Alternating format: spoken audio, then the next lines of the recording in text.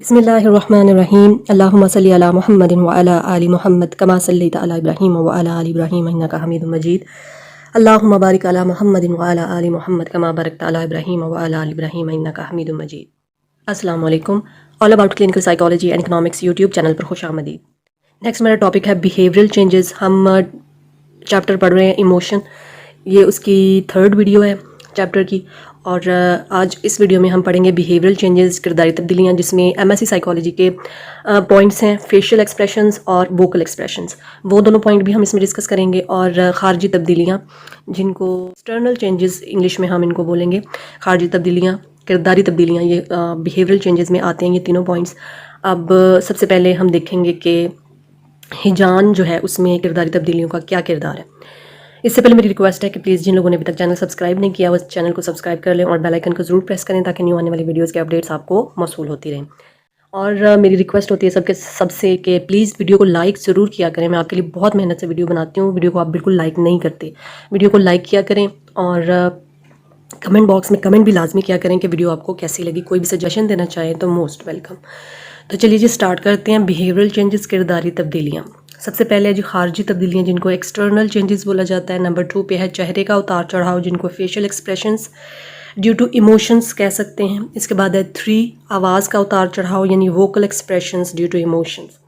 ہجان کے دوران فرد میں مختلف قسم کی تبدیلیاں یا تغیرات پیدا ہوتی ہیں جن میں سے کچھ خارجی کردار سے متعلق ہیں اور کچھ اندرونی تبدیلیوں سے جن کو انٹرنل چینجز بولا جاتا ہے، اندرونی تبدیلیوں سے تعلق رکھتے ہیں۔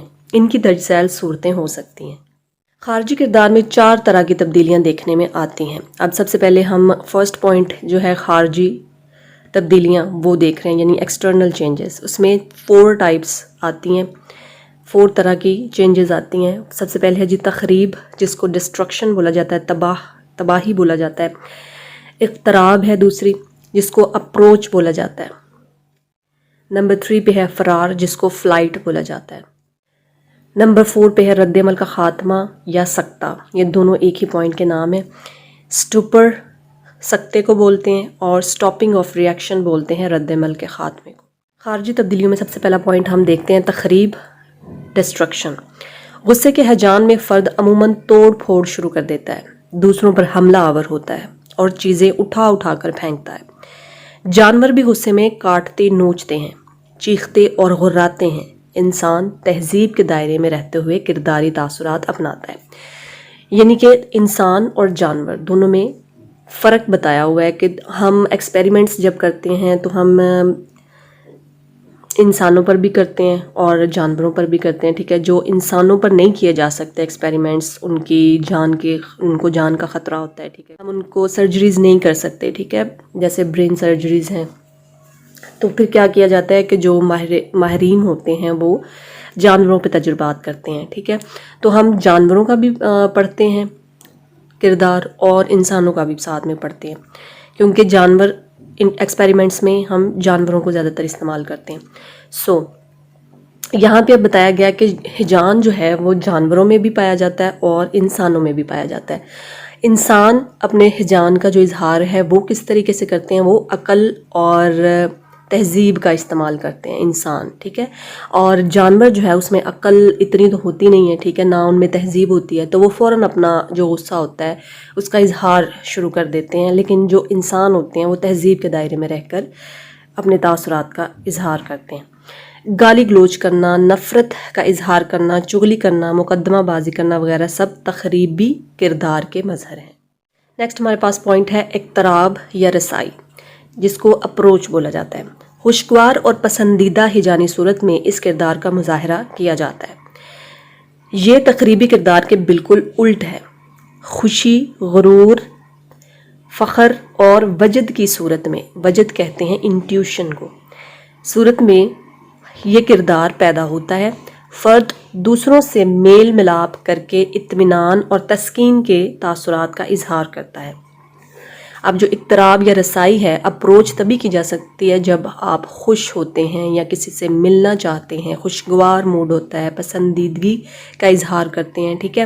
تو خوشگوار پسندیدہ ہجانی صورت میں اس کردار کا جو ہے وہ مظاہرہ کیا جاتا ہے، اپروچ، ٹھیک ہے۔ تو نیکسٹ فرار ٹاپک ہے ہمارے پاس، فلائٹ جس کو بولتے تھے فرار، یعنی کہ جان چھڑانا یا پیچھا چھڑانا کہہ سکتے ہیں، فرار کسی صورتحال سے بھاگ جانا، ٹھیک ہے، بچنے کے لیے۔ تو جی فرار میں کیا ہے کہ فرد خوف، مایوسی، ناکامی اور اس سے ملتے جلتے ناگوار ہیجانات میں فرار اختیار کرتا ہے۔ فرار جسمانی یا نفسیاتی سطح پر ہو سکتا ہے، یعنی کہ فزیکل بھی ہو سکتا ہے اور سائیکولوجیکل سطح پہ بھی ہو سکتا ہے۔ کسی صورتحال سے حقیقتاً نکل بھاگنا، پیچھا چھڑانا، چھپ جانا جسمانی فرار ہے، ٹھیک ہے۔ فزیکلی ہم فرار اس طرح سے حاصل کرتے ہیں، جبکہ منشیات کا استعمال، رجعت، خواب، ہائے بیداری، احتباس اور خانہ بدوشیت وغیرہ نفسیاتی فرار کے اقسام ہیں۔ منشیات کا استعمال جب کوئی ڈپریشن میں، موسٹلی مرد حضرات جو ہیں وہ ڈپریشن میں چلے جائیں، عورتیں بھی کرتی ہیں منشیات کا استعمال، لیکن فرد جو مرد حضرات ہیں وہ موسٹلی اس کا شکار ہو جاتے ہیں، وہ ڈرگز لینا سٹارٹ کر دیتے ہیں، ٹھیک ہے، اور نیند ان کی خراب ہو جاتی ہے، ان سوتے نہیں ہیں یا بہت زیادہ سونا شروع کر دیتے ہیں، اپنے آپ کو اکیلا کر لیتے ہیں، ٹھیک ہے، شامل نہیں ہوتے، گیٹ ٹوگیدر جو ہوتا ہے اس میں شامل نہیں ہوتے، ٹھیک ہے، اپنے آپ کو نفسیاتی طور پہ جو ہے وہ فرار حاصل کر لیتے ہیں، ٹھیک ہے، جسمانی طور پہ بھی اور نفسیاتی طور پہ بھی۔ فورتھ پوائنٹ ہے ہمارے پاس رد عمل کا خاتمہ، یعنی سکتہ بھی اس کو بولا جاتا ہے، اسٹاپنگ آف ری ایکشن یا اسٹوپر۔ یہ کیفیت بھی ناگوار ہیجانات میں پیدا ہوتی ہے۔ رنج، غم، دکھ، دہشت اور شدید خوف سے بعض اوقات فرد اس قدر متاثر ہوتا ہے کہ اس پر سکتے کی کیفیت طاری ہو جاتی ہے، آنکھیں پتھرا جاتی ہیں، قوت گویائی سلب ہو جاتی ہے، یعنی کہ بولنے کی طاقت جو ہے وہ ختم ہو جاتی ہے، فرد ساکت و سامت ہو کر بیٹھ جاتا ہے، یعنی کہ جیسے ایک پتھر ہوتا ہے ویسے بیٹھ جاتا ہے، ہلتا ہی نہیں ہے۔ شدید صدمے میں بھی یہ صورتحال دیکھنے میں آتی ہے، جب شدید صدمہ کسی انسان کو پہنچتا ہے تو وہ بھی سکتے کی حالت میں چلا جاتا ہے۔ نیکسٹ ہمارے پاس پوائنٹ ہے چہرے کے تاثرات، جن کو فیشل ایکسپریشنز بولا جاتا ہے۔ چہرہ ہیجان کا آئینہ ہے، یعنی کہ چہرے سے ہی پتہ چلتا ہے کہ انسان خوشی کا اظہار کر رہا ہے یا دکھ ہے اس کو کوئی، یا کیا مسئلہ ہے، ٹھیک ہے۔ چہرہ جو کیا ہوتا ہے وہ آئینہ ہوتا ہے ہیجان کا۔ ہر قسم کے ہیجان کا اندازہ چہرے سے لگایا جا سکتا ہے۔ آنکھیں، بھویں، نتنے، ہونٹ اور چہرے کی رنگت سب ہیجان کے زیر اثر آ جاتے ہیں۔ غصے کے ہیجان میں فرد کا چہرہ سرخ ہو جاتا ہے، ماتھے پر تیوڑیاں پڑ جاتی ہیں، بھویں تن جاتی ہیں، ہونٹ کپ کپانے لگتے ہیں اور آنکھوں سے شعلے نکلتے ہیں۔ نمبر 3 پہ ہمارے پاس پوائنٹ ہے خوشی میں چہرہ پرسکون ہو جاتا ہے، آنکھوں میں چمک آ جاتی ہے، ہونٹ مسکراتے ہیں اور کہے جھڑنے لگتے ہیں۔ پھر ہے خوف۔ اب یہاں پہ آپ دیکھیں گے کہ آپ کو سب سے پہلے چہرے کا بتایا ہوا ہے کہ چہرہ جو ہے وہ آئینہ ہوتا ہے، ٹھیک ہے، چہرے سے ہر ہیجان کا جو ہے وہ پتہ چلتا ہے۔ پھر ہے غصے کے ہیجان کا بتایا ہوا ہے، پھر خوشی میں کیا چہرے کے تاثرات ہوتے ہیں، پھر خوف میں کیا تاثرات ہوتے ہیں، اب ہم وہ پڑھیں گے۔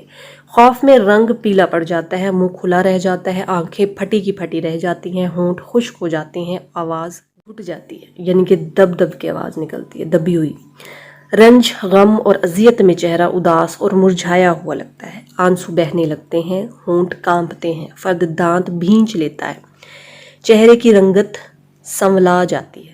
نیکسٹ ہم دیکھیں گے نمبر 3 پہ پوائنٹ ہمارے پاس آواز کا اتار چڑھاؤ، یعنی کہ ووکل ایکسپریشنز۔ آواز کے تاثرات بھی ہیجان کے ساتھ بدلتے رہتے ہیں۔ خوشی کے ہیجان میں آواز میں نغمگی اور کہکہے شامل ہوتے ہیں۔ غم میں آنسوؤں اور سسکیوں کی آمیزش ہوتی ہے، یعنی کہ آنسو اور سسکیاں جو ہیں وہ ملی ہوئی ہوتی ہیں، مسچر آف ایموشنز آپ بولیں گے آمیزش کو۔ یعنی غصے میں آواز گرجدار اور کرخت ہو جاتی ہے، خوف میں آواز گھٹ جاتی ہے، جبکہ غم میں آواز لڑکھڑانے لگتی ہے۔ تو یہ سب تھے جی behavioural changes. I hope you like the video, اور کوئی بھی آپ کو کنفیوژن ہے، کچھ پوچھنا چاہتے ہیں تو پلیز موسٹ ویلکم، ضرور پوچھیے کمنٹ باکس میں۔ اور کسی کو نوٹسز چاہیے، بائی کرنا چاہتا ہے کوئی نوٹسز سارے کے سارے بنے بنائے اردو میں، انگلش میں چاہیے آپ کو، تو موسٹ ویلکم، آپ مجھے اپروچ کر سکتے ہیں، میں آپ کو نوٹسز پرووائڈ کر سکتی ہوں۔ سو کمنٹ باکس میں کمنٹ لازمی کیا کریں، اور ویڈیو کو لائک کرنا مت بھولا کریں۔ دعاؤں میں یاد رکھیے گا۔ اللہ حافظ۔